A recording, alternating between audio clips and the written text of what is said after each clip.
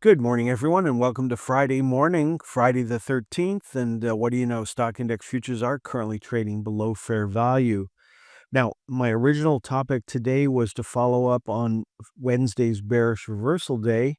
We were looking to see if we were going to get fall through to the downside on Thursday. We didn't get that. At the same time, those bearish reversal signals are still in play unless we closed above Wednesday's high.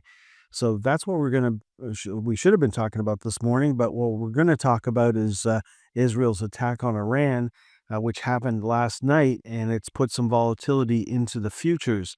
Now, stock index futures are down. We'll look at those in a second or two, but most of the volatility is in the energy market.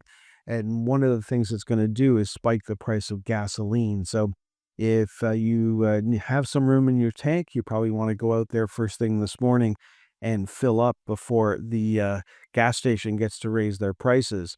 Now, the price of gasoline has been trending higher going into the summer driving season. As you can see, since the low in April, we've been making a series of higher lows and higher highs, and we are popping in the pre-market this morning. There was an open gap created back in March, and we've traded up in the pre-market to fill that open gap. I believe the bottom of that bar is 64.42, and last time I checked, we were trading at 64.50. So we may run up there once the market opens, and we may get up to 65, 63. We'll just have to wait and see. Now, stock index futures are down at the moment. In live trading, they're a little less than what I'm seeing on the screen right now. But back like 11 o'clock last night, the Dow futures were down 600 and change. So we have come back off the overnight lows. At the same time, the price of crude oil is spiking in the pre-market.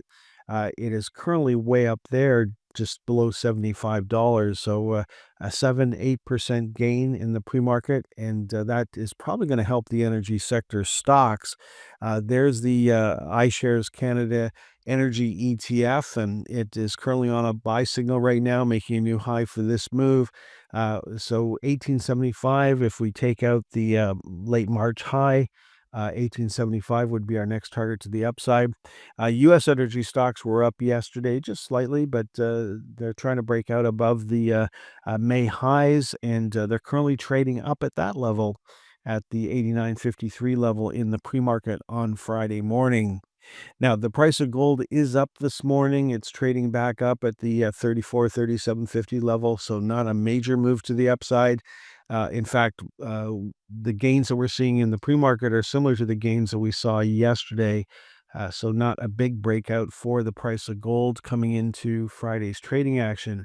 Now, the other day, the iShares for the TSX Global Gold Index generated a sell signal. It is now back on a buy signal. So we did see some reversals in the gold sector over the past couple of days.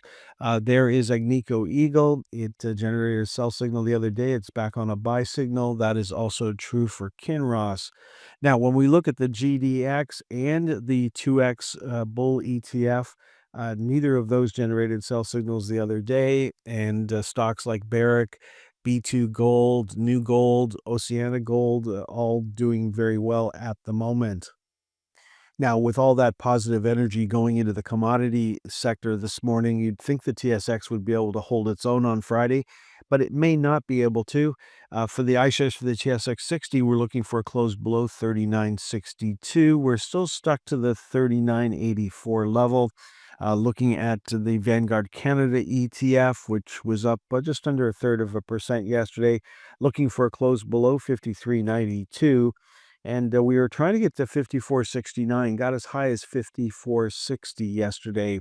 And then looking at the iShares Canada ETF trading in New York, it was up nicely yesterday. It's down 23 cents in the pre-market. That is not enough to give us a sell signal, but you are seeing a little pullback in the iShares Canada ETF in the pre-market on Friday morning. Now, the VIX for the S&P 500, the NASDAQ, and the Russell 2000 are all trading higher this morning, and may end the day on buy signals, and that is also true for the VIX ETFs. The VIX ETF trading in the U.S. is currently up over 5%, and if it finishes the day at that level, that would generate a new buy signal for this ETF. And of course, we would also expect a buy signal in the VOLX traded on the TSX on Friday. Again, we need to wait for the closing prices here. We've seen a lot of movement in the pre-market on Friday. We've had the Dow down 600. When I took the snapshot, we were down nearly 500, and now we're down about 300 in the pre-market. So things are coming back, and the day might not end as bad as it is. Looks like it's going to open on Friday morning. Now, looking at the major currencies, no trend changes here. A new low for the US dollar index, new high for the euro and the Canadian dollar on Thursday. Looking at the major index ETFs, here's the numbers we need to watch on Friday. For the Dow Diamonds, we would be sellers if we close below $424.35.